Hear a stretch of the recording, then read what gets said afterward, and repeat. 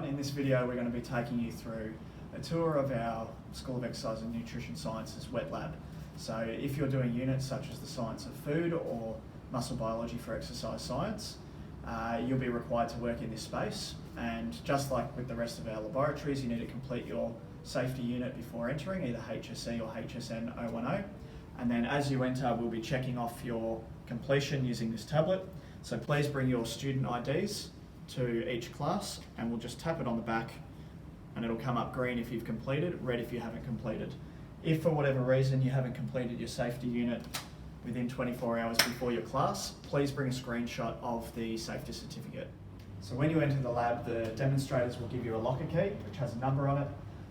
Back in the hallway we have all numbered lockers, and you need to put all of your personal belongings inside one of those lockers. You don't need to bring any pens, pencils, prac manuals or anything with you into the class. That will all be provided for you. When you enter the laboratory, you'll be asked to put on the appropriate PPE. So that includes your lab gown, your safety glasses, gloves and closed-toed shoes will be checked on entry as well. So if you follow me, I'll show you where the safety glasses live.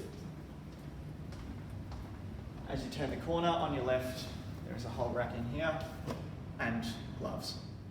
So this laboratory is considered high risk, so it's really important that you speak to either your unit chair or demonstrator prior to a class. If you're feeling unwell or if you're experiencing an injury and that might prevent you from participating fully, make sure that you contact one of them in advance for a confidential discussion. So once you're wearing your full PPE, you'll be asked to take a seat at one of the benches around the room. When you take a seat at the bench, you'll see that you've got an iPad in front of you. This is where you access all of your practical manuals through the iBooks app. Now we'll go for a walk around the lab and I'll show you some of the important points that you need to be aware of. So firstly, what you'll see here, there's a signage to your first aid kit, which is just in the room through there. We've also got signage to the nearest defibrillator and EpiPen should anybody need it.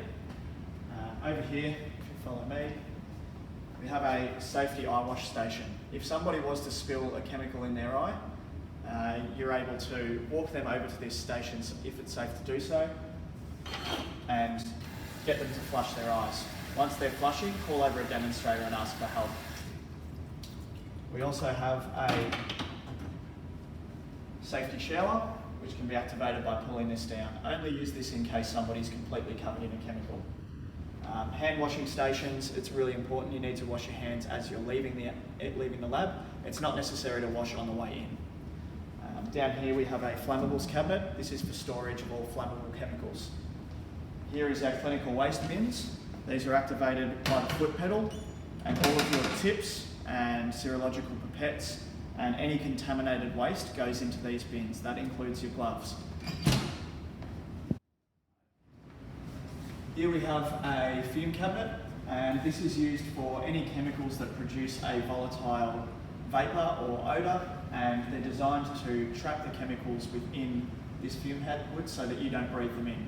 So in any practical class where you're instructed to use a chemical inside the fume hood, make sure that it stays in there at all times. More flammables cabinets. Okay, so here we have the emergency electrical and gas stop valve. If you notice an emergency in the lab, you are able to hit this button to shut down all of the electricity and gas. Here we have another fume hood. Again, if you're being instructed to use a chemical inside those, please do so. And some corrosive cabinets to house our corrosive chemicals. So within this space, you're going to be exposed to a number of different chemical and biological hazards, and a lot of the time you won't be aware what the people before you have done, so it's really important to ensure that you're maintaining a clean workspace.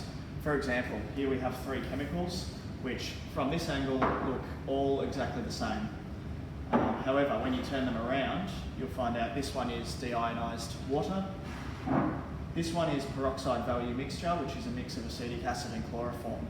If you look closely at this label, you'll see a number of different hazard pictograms.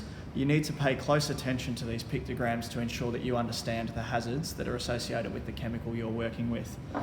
Finally, we have 95% ethanol, which is flammable and hazardous to health. So just make sure you're paying specific attention to the hazard pictograms on all labels of chemicals that you're working with. Okay, so if you were to accidentally spill a chemical, Safety is our first priority. Make sure that if a demonstrator's around, you notify them immediately. If you can't, for whatever reason, see a demonstrator or they're busy, make sure that the space is clear of yourself and anybody else. And if you feel comfortable doing so, there are spill kits over here. So for a biological spill, we have a biohazard spill kit, and for a chemical spill, we have the laboratory spill response kit. Within these kits is a number of different things, including protective items, but we also have a acid lock, so a substance which is used for absorbing acid spills, and an alky, which is used for alkaline spills. So just be aware that those are available to you if you would need them. So in the case of an emergency or you need to evacuate the space, you may hear the alarms going off over the PA system, or your demonstrator may ask you to leave. There's an emergency fire door at the back of the classroom. Exit through there and you can assemble on Bennettswood Oval across the road from Building J, or you can evacuate through the door that you came in. So that concludes the tour of the wet lab for the School of Exercise and Nutrition Sciences. Just finally, a few things to be aware of around behaviour. This is a really high risk lab, and some of the things that you're going to be doing here are hazardous and can be hazardous if you don't follow the right guidelines set out for you. So just a few things like no running in the lab, no shouting, don't swing on the chairs, make sure you pay attention to your demonstrators when they're giving you instructions.